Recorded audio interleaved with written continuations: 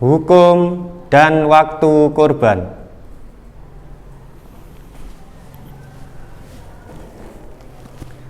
Assalamualaikum warahmatullahi wabarakatuh. Selamat pagi anak-anakku semuanya. Semoga kalian semua dalam keadaan sehat walafiat, tetap jaga kesehatan,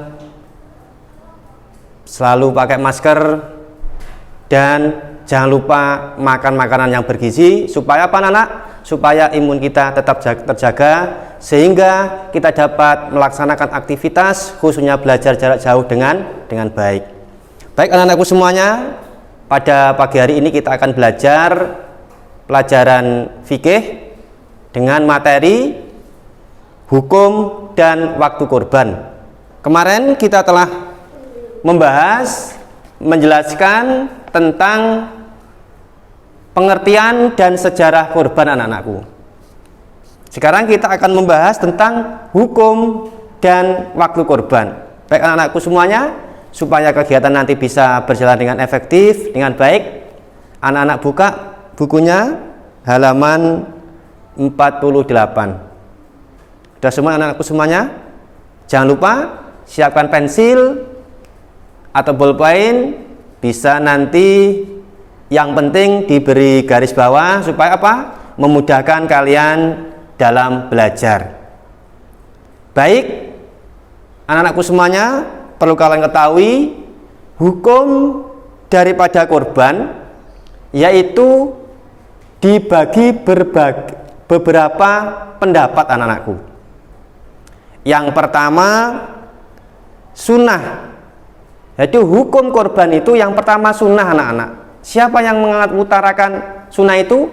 Pendapat hukum kurban secara sunnah itu menurut mayoritas ulama atau secara jumhurul ulama anak-anakku, yaitu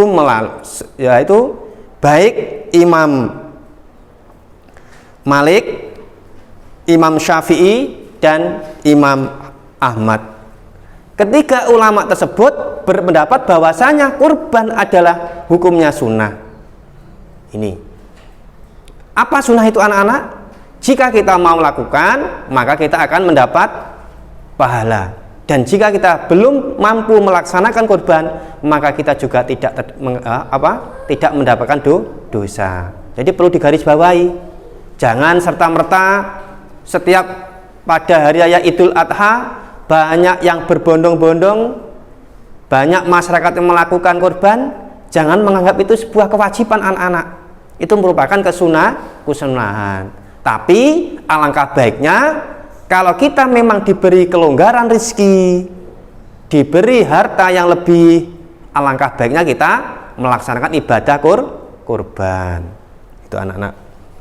Yang nomor dua, hukum kurban menurut Imam Abu Hanifah menyatakan hukum kurban itu hukumnya wajib anak-anak. Kenapa wajib? Yaitu wajib bagi orang yang mampu. Ini bagi orang yang mempunyai kelebihan harta. Ini jadi ada yang pendapat pertama menurut mayoritas kebanyakan ulama hukum kurban yaitu sunnah, yaitu baik menurut Imam Malik, Imam Syafi'i maupun Imam Ahmad ini. Tetapi menurut Imam Abu Hanifah pendapat yang kedua, hukum kurban itu yaitu hukumnya hukumnya apa? Wajib bagi, ini tapi ada garis bawahnya, bagi mereka yang mempunyai kelebihan harta atau rezeki yang lebih ini. Baik anak-anakku semuanya, dari perbedaan hukum kurban tadi perlu kalian ketahui kenapa atau apa dasarnya bahwasanya hukum kurban itu sunnah. Karena dulu pada zaman sahabat Abu Bakar maupun Umar, tidak setiap pada hari Idul Adha melakukan kurban. Padahal kita ketahui di antara Abu Bakar maupun Umar itu termasuk sahabat yang mampu. Kenapa kok tidak berkorban? Karena dengan tujuan ketika pada Idul Adha kadang tidak melaksanakan kurban untuk menghindari pandangan masyarakat bahwasanya hukum kurban itu tidak wajib. Ini Jadi ada hikmahnya anak-anakku semuanya. Terus menurut Profesor Yusuf Qaradawi berpendapat bahwa hukum kurban itu hukumnya juga sunnah ini. Jadi sudah jelas argumen-argumen, pendapat-pendapat baik yang menyatakan hukum kurban itu sunnah, hukum kurban itu wajib. Jadi yang bisa menilai orang itu, oh saya itu berarti hukum melaksanakan kurban itu sunnah atau wajib, yaitu hanya diri masing-masing anak-anak. Karena tidak bisa kita menilai, oh orang itu mobilnya 5, berarti dia sudah termasuk orang kaya. Belum tentu. Mungkin saja mobilnya itu termasuk mobil pinjaman, kan nggak tahu kita. Jadi yang tahu dia itu termasuk orang yang mampu atau belum mampu, yaitu diri sendiri. Baik anak-anakku semuanya, terlepas dari hukum kurban tadi sunnah, ada yang berpendapat wajib, dasar atau yang dijadikan pedoman bahwasanya perintah untuk melaksanakan kurban yaitu tertuang atau dijelaskan dalam surat Al-Kautsar ayat 3 yang berbunyi fasholli li rabbika wanhar. Maka sholatlah dan laksanakan kurban. Jadi dasarnya jelas anak-anak, yaitu dalam Al-Qur'an. Jadi tidak diragukan lagi bahwasanya kurban itu hukumnya sunnah berdasarkan dalam Al-Qur'an. Pak anak sambil santai, boleh ya Pak Guru sambil duduk. Ini. Berikutnya waktu pelaksanaan kurban anak-anak. Ini penting perlu diketahui. Karena apa? Karena kalau seseorang itu ketika melaksanakan kurban, ibadah penyembelihan kurban, jika tidak dilaksanakan pada waktu yang telah ditentukan, tidak bisa dianggap sebagai hewan kurban. Ini anak-anak. Yang pertama waktu kurban yaitu awal waktu penyembelihan. Kapan itu kira-kira anak-anak? Awal waktu penyembelihan yaitu pada tanggal 10 Dzulhijjah setelah sholat Idul Adha. Jadi tidak boleh, walaupun ini misal panitia mempunyai rencana, gini aja karena korbannya banyak, disembelih aja yang 5 ekor kambing, nanti dibagikan, dimakan bersama-sama setelah sholat Idul Adha. Ini tidak boleh anak-anak. Maka hewan yang disembelih ketika sebelum sholat Idul Adha itu menjadi hewan sedekah biasa, tidak mendapat kesunahan melaksanakan ibadah kurban. Jadi awal mula penyembelihan yaitu setelah sholat Idul Adha, setelah selesai baru melaksanakan penyembelihan hewan kurban.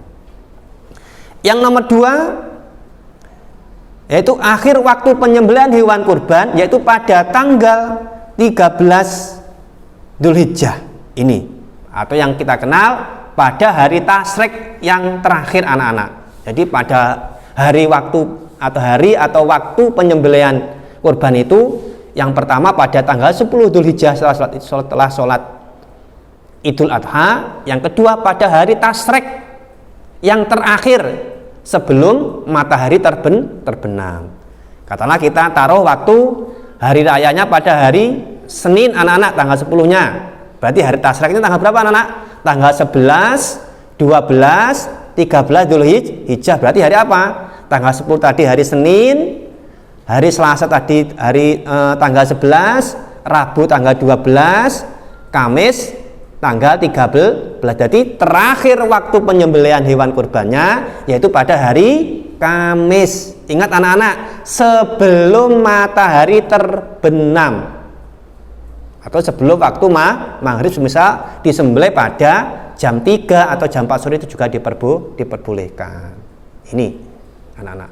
Bisa dimengerti anakku semuanya? Ini perlu Pak Guru ulang lagi. Kita simpulkan. Yang pertama, hukum kurban yang pertama menurut mayoritas ulama atau sebagian banyak ulama, hukum kurban yaitu sunnah. Menurut Imam Abu Hanifah, hukum kurban yaitu hukumnya wajib bagi orang yang mampu, bagi orang yang memiliki rezeki yang lebih. Ini. Tapi kalau kita mengikuti pendapat yang pertama. Berikutnya, dasar atau yang menjadikan perintah atau sebagai dasar perintah untuk melaksanakan kurban, yaitu surat Al-Kautsar ayat 3 yang berbunyi ayat 2 yang berbunyi fasholli lirabbika wanhar. Fasholli lirabbika wanhar. Ini yang selanjutnya, waktu pelaksanaan kurban tadi kita simpulkan dibagi menjadi 2, awal waktu penyembelihan dan akhir waktu penyembelihan. Awal waktu penyembelihan hewan kurban yaitu pada tanggal 10 Dzulhijjah atau setelah pelaksanaan sholat Idul Adha. Ini. Yang kedua, akhir waktu penyembelihan hewan kurban yaitu pada hari tasyrik terakhir, yaitu tanggal 13 Dzulhijjah sebelum matahari terbenam. Ini. Jadi ketika hewan kurban tersebut disembelih baik sebelum tanggal 10, mungkin tanggal 9 Dzulhijjah, ataupun yang disembelih setelah tanggal 13 Dzulhijjah, setelah matahari terbenam, maka itu tidak dianggap sebagai hewan kurban, akan tapi dianggap sebagai hewan sembelihan biasa, anak-anak. Baik anak-anakku semuanya, semoga dengan belajar kita pada pagi hari ini tentang kurban, kita bisa menambah wawasan kita dan kita bisa menilai diri kita masing-masing, apakah kita termasuk orang yang disunahkan ataupun mungkin termasuk orang yang wajib menurut pendapat Imam Abu Hanifah untuk melaksanakan hewan kurban. Maka diri kita sendiri yang bisa menilai. Baik anakku semuanya, sebelum pelajaran fikih ini kita tutup, pesan Pak Guru, jangan lupa tetap jaga kesehatan dengan cara tetap memakai masker, jaga jarak, dan mencuci tangan. Selain itu juga tidak kalah penting apa anak-anak? Konsumsi makanan yang bergizi, yang seimbang. Ini supaya apa? Daya tahan tubuh kita tetap terjaga sehingga kita tetap bisa mengikuti pembelajaran jarak jauh dari rumah. Baik anakku semuanya, mari kita tutup pembelajaran pada pagi hari ini dengan bacaan hamdalah bersama-sama. Alhamdulillahirabbil alamin. Dari Pak Guru, kurang lebihnya mohon maaf. Akhir kalam. Dan tetap semangat semuanya di rumah. Wassalamualaikum warahmatullahi wabarakatuh.